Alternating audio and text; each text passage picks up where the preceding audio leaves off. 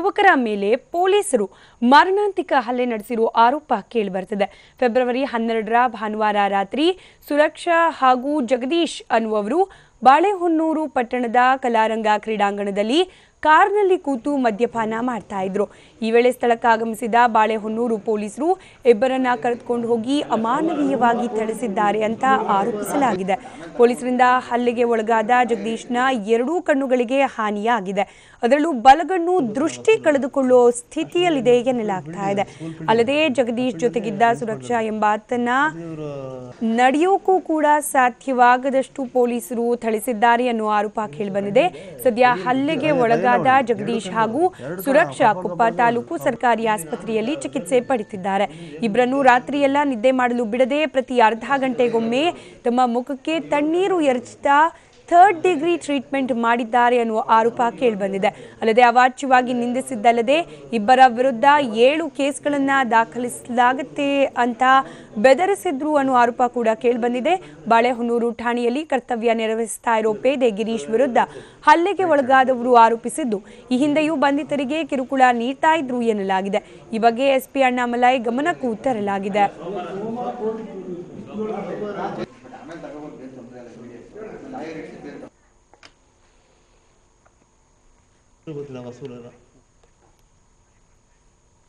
ಇವಾಗ ಮತ್ತಷ್ಟು ಡೀಟೇಲ್ಸ್ ಕೊಡ್ತಾರೆ ನಮ್ಮ ಪ್ರತಿನಿಧಿ ದೀಪಕ್. ಪೊಲೀಸರ ಇವರು ಅಂತ ಅನ್ಸುತ್ತೆ. ಇವರು ಮಾಡ್ತಿರೋ ಆರೋಪವನ್ನ ಕೇಳಿದ್ರೆ ನಿಜಕ್ಕೂ ಪೊಲೀಸರೇ ಈ ರೀತಿ ಹಲ್ಲೆ ಮಾಡಿದ್ದಂತ, ಯಾವ ಕಾರಣಕ್ಕೆ ಮಾಡಿದ್ರು ಹಲ್ಲೆ ಈ ರೀತಿ ಅಂತ ಹೇಳಿ? ಹೌದು ಸ್ಮಿತಾ, ಏನು ಈ ಒಂದು ಪ್ರಕರಣ ತಡವಾಗಿ ಬೆಳಕಿಗೆ ಬಂದಿರತಕ್ಕಂಥದ್ದು, ಒಂದು ಫಿಲ್ಮಿ ಸ್ಟೈಲ್ ಅಲ್ಲಿ ಒಂದು ಘಟನೆ ನಡೆದಿರುವಂತದ್ದು.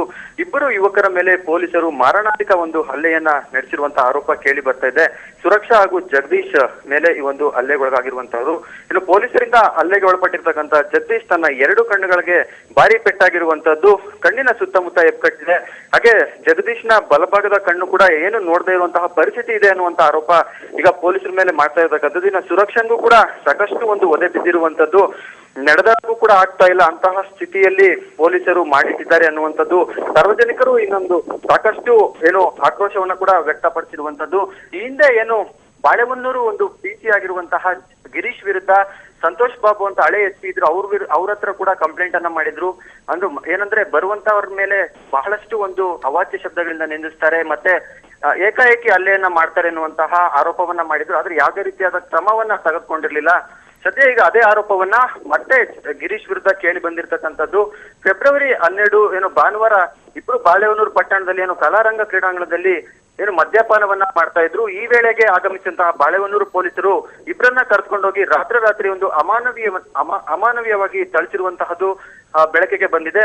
ಇನ್ನು ನಮ್ಮನ್ನ ರಾತ್ರಿಯೆಲ್ಲ ನಿದ್ದೆ ಮಾಡಲು ಬಿಡ್ತಾ ಇಲ್ಲ, ಪ್ರತಿ ಅರ್ಧ ಗಂಟೆಗೊಮ್ಮೆ ನಮ್ಮ ಮುಖಕ್ಕೆ ತಣ್ಣೀರನ್ನ ಎರ್ಸ್ತಾರೆ, ನಿದ್ದೆ ಮಾಡಬಾರ್ದು ನೀವು ಅನ್ನುವಂಥದ್ದು. ನಂತರ ಏನು ಮಾರನೇ ದಿನ ಏನು ಕೋರ್ಟ್ಗೆ ಪ್ರೊಡ್ಯೂಸ್ ಮಾಡ್ಬೇಕಾಗುತ್ತೆ, ಆಗ ಏನು ಬೆದರಿಕೆಯನ್ನ ಕೂಡ ಹಾಕಿರ್ತಾರೆ ಪೊಲೀಸರು. ನೀವೇನಾದ್ರೂ ಜಡ್ಜ್ ಮುಂದೆ ನಾವು ನಿನ್ನೆ ಹಲ್ಲೆ ಮಾಡಿರುವಂತದ್ದನ್ನ ಹೇಳಿದ್ರೆ ನಿಮಗೆ ಏನು ಎನ್ಕೌಂಟರ್ ಮಾಡ್ತೇವೆ, ನಿನ್ನ ಹಣೆಗೆ ಗುಂಡನ್ನ ಇಟ್ಟು ನಕ್ಸಲೇಟ್ ಗುಂಪಿಗೆ ಸೇರಿಸಿ ನಿಮ್ಮನ್ನ ಕೇಸ್ನ ಕ್ಲೋಸ್ ಮಾಡ್ತೇವೆ ಅಂತ ಬೆದರಿಕೆ ಹಾಕ್ತಾರೆ. ಈ ನೆಲೆಯಲ್ಲಿ ಅವರು ಭಯಭೀತರಾಗಿ ಜಡ್ಜ್ ಮುಂದೆ ಕೂಡ ಯಾವುದೇ ರೀತಿಯಾದಂತಹ ಈ ಹಲ್ಲೆ ಒಳಗಾಗಿರುವಂತದನ್ನ ವ್ಯಕ್ತಪಡಿಸಿರೋದಿಲ್ಲ. ಸದ್ಯ ಏನು ಇಬ್ರು ಕೂಡ ಬೇಲನ್ನ ತಗೊಂಡು ಹೊರಗಡೆ ಬಂದಿದ್ದಾರೆ. ಆದ್ರೆ ಇಬ್ರು ಸ್ಥಿತಿ ಕೂಡ ತುಂಬಾನೇ ಚಿಂತಾಜನಕ ಆಗಿರುವಂತದ್ದು. ಜಗದೀಶ್ನ ಬಲಭಾಗದ ಕಣ್ಣ ಸುತ್ತಮುತ್ತ ಬಹಳಷ್ಟು ಪೆಟ್ಟಾಗಿದೆ. ಇನ್ನು ಏನು ಸುರಕ್ಷಾ ಕೂಡ ನಡೆದ ಇರುವಂತಹ ಸ್ಥಿತಿಯಲ್ಲಿಲ್ಲ.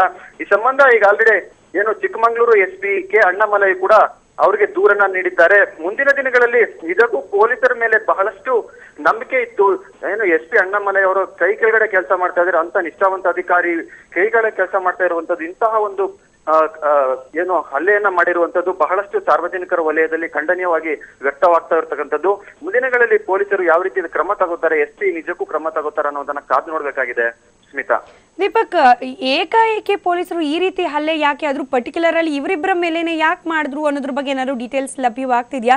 ಇನ್ನು ಈ ಹಿಂದೆ ಕೂಡ ಈ ರೀತಿ ಏನೋ ಮಾಡಿದ್ರು ಅನ್ನೋ ಆರೋಪ ಕೇಳಿ ಬರ್ತಿರೋದು, ಇದ್ರ ಬಗ್ಗೆ ಏನಾದ್ರು ಡೀಟೇಲ್ಸ್ ಲಭ್ಯವಾಗಿದೆಯಾ?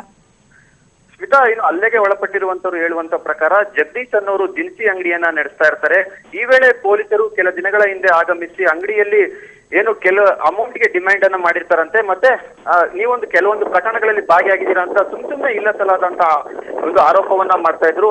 ಆದ್ರೆ ತಡರಾತ್ರಿ ಭಾನುವಾರ ಇವರು ಡ್ರಿಂಕ್ಸ್ ಮಾಡ್ತಿರ್ತಕ್ಕ ಸಂದರ್ಭದಲ್ಲಿ ಈ ಹಿಂದೆ ಒಂದು ವಾಗ್ವಾದ ನಡೆದಿತ್ತು. ಬಹುಶಃ ಇದೇ ಕಾರಣ ಇರಬಹುದಾ ಅನ್ನುವಂಥದ್ದನ್ನ ಸ್ವತಃ ಜಗದೀಶ್ ಹಾಗೂ ಸುರಕ್ಷಾ ಅವರು ನೇರವಾಗಿ ಆರೋಪವನ್ನ ಮಾಡ್ತಿದ್ದಾರೆ. ಬಟ್ ಪೊಲೀಸ್ ಅವ್ರಿಗೂ ನಮಗೂ ಯಾವುದೇ ರೀತಿಯಾದಂತಹ ವೈಮನಸ್ಸು ನಡೆದಿಲ್ಲ, ಮಾತಿನ ಚಕಮಕಿ ಕೂಡ ನಡೆದಿಲ್ಲ ಅನ್ನುವಂಥದ್ದನ್ನ ಹೇಳ್ತಾ ಇದ್ರು. ಆದ್ರೆ ಏನು ಅನ್ನುವಂಥದ್ದು ಸ್ವತಃ ತನಿಖೆ ನಡೆದ ಬಳಿಕ ಮಾತ್ರ ತಿಳಿದು ಬರಲಿದೆ. ಸ್ಮಿತಾ, ಧನ್ಯವಾದ ದೀಪಕ್ ಮಾಹಿತಿಗಾಗಿ.